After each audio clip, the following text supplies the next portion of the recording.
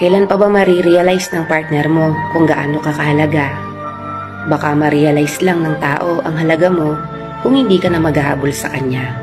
Kung hindi mo na siya bibigyan ng tamang atensyon, oras, at hindi mo na iiyakan.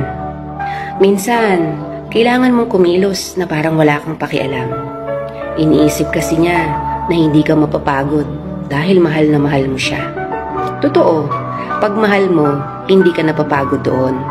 Pero yung sakit na ipinaparamdam nila sa atin ang nagpapahina sa atin. Kung sino man ang nakakapanood nito, alam mo sa sarili mo kung gaano ka karapat-dapat. Kaya itigil mo na ang pagtutok sa taong hindi karapat-dapat sa iyo. Kung talagang mahal ka, hindi mo kailangang makiusap para sa kanilang oras. Kasi kung talagang gusto ka nila, buong puso nilang ibibigay. Kaya please, mahalin mo ang sarili mo higit kanino man.